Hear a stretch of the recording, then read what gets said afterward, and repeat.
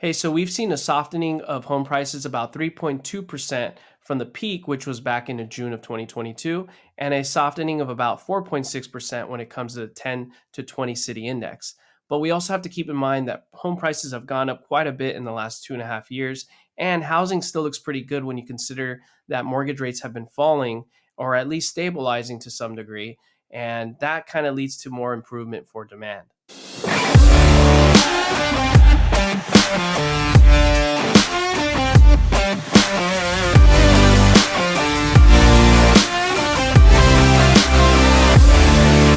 So there's been an improvement in mortgage rates. They've been coming down or at least stabilizing as of late. And a lot of that has to do with the CPI numbers coming down. Last year, the peak was about 9%. And for December, the number came out at 6.5%. With that said, I think if CPI softens a bit more, probably will happen in the next few months. We'll probably see mortgage rates also come back down a little bit even further from what it is today.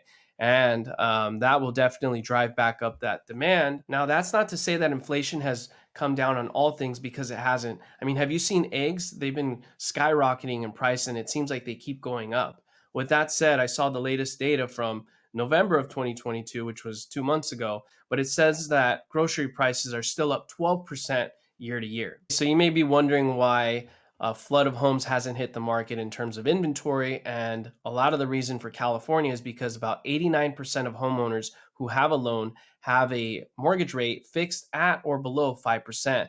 79% of all those homeowners with the loan have a mortgage rate at 4% or lower. So many of the times, those homeowners are not going anywhere. They're going to stay in place unless they want to move out of area or go to a neighborhood that might be better and things like that.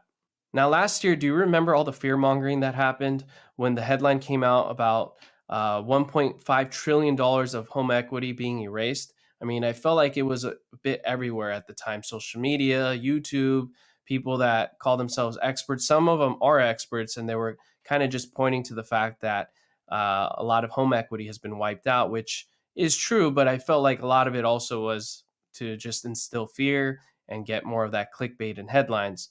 Now, don't get me wrong, $1.5 trillion of home equity being erased that took place sometime last year definitely is a lot of money. But what a lot of these fear mongers forgot to note was that in Q1 of 2022, there was about $11 trillion of home equity out there. So there's a lot of homeowners with equity still, and there's a big margin of that. So 1.5 being subtracted from 11 trillion is still a lot of home equity. Now, according to Black Knight, they said that if home prices fell about 20%, at that point it would take homeowners back to January of 2021 when it came down to home prices, which in the grand scheme of things, that's not too far back.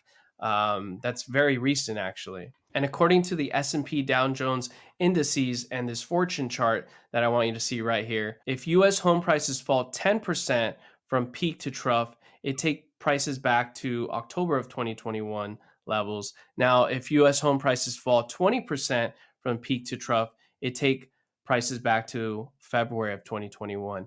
Now, it's a little bit different than what I had noted earlier about Black Knight, but relatively similar in terms of it just being off by a month.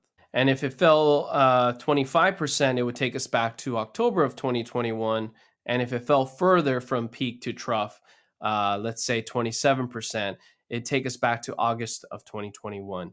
But as we all know, a lot of times or in historical cases, when home prices fall, at some point in the future, if you buy and hold, home prices will come right back up. But again, I'm not suspecting that home prices will fall to that degree. If you saw my last video last year, early last year, or at least summer of last year, I did mention Southern California. If home prices were to fall dramatically, I thought maybe no less than 12%, maybe a little bit more, but I still doubt it to that point. Realistically, it'll probably be. So instead of falling 37% like it did then, I think it'll likely fall about 12.2%. We'll see what happens. But here's the thing, folks. Everything's a lot different now than it was then, right? There's been a lot of government spending, a lot of money printing, way more than it was back then. So I do see at this period it was much worse than today. The only thing different that I find a little bit concerning is the fact that The media, the social media, all the masses of media is more involved in our lives today. It's not just the corporations within the big media, it's the social media corporations too, but it's the consumer. The consumer feeds into this. They upload their own fear mongering news reports and things like that, or their perception is what it is, opinion.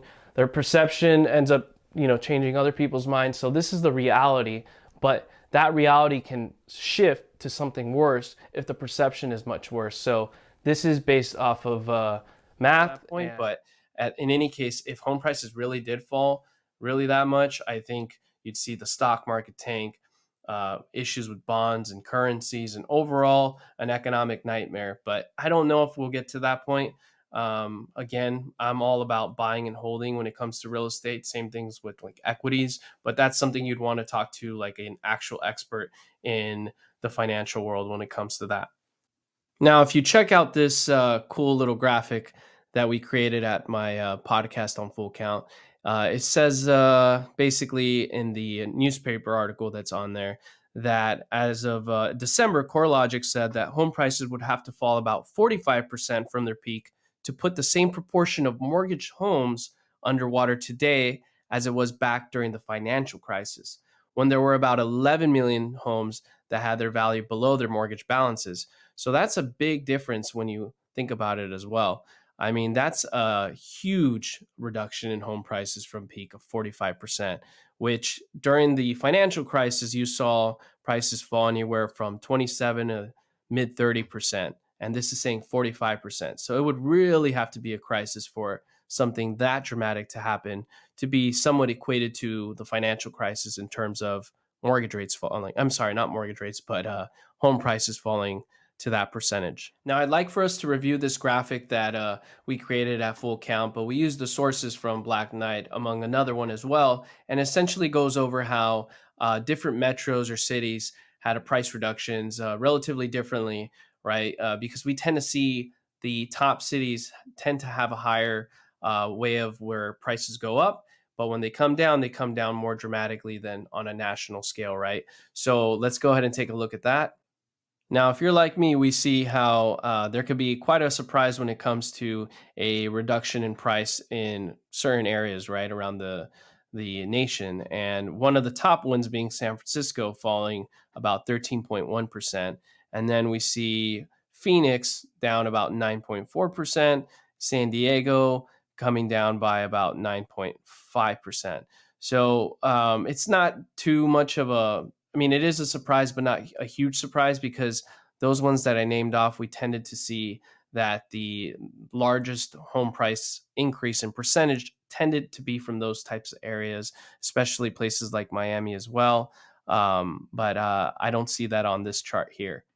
Okay, so now I want to leave you with a clip from my new YouTube channel and podcast called Full Count Channel. We go over some strategy and outlook of how you should look at things when it comes to investing, whether it be in real estate or stocks or whatever it may be. And I think this channel, we kind of cover a multitude of topics from real estate, business, and strategy, and interviewing people. And I'd like you to check that out. So here you go.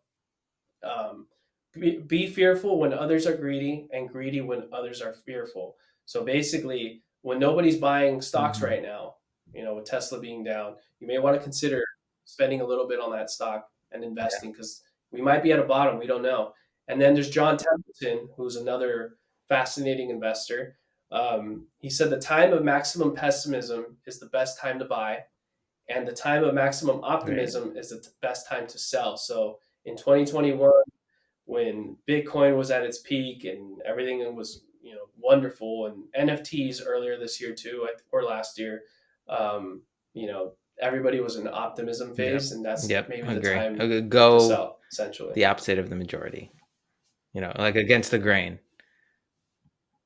Right, Hmm. So no, I like that right. quote the best. It's one of my favorites. The second one.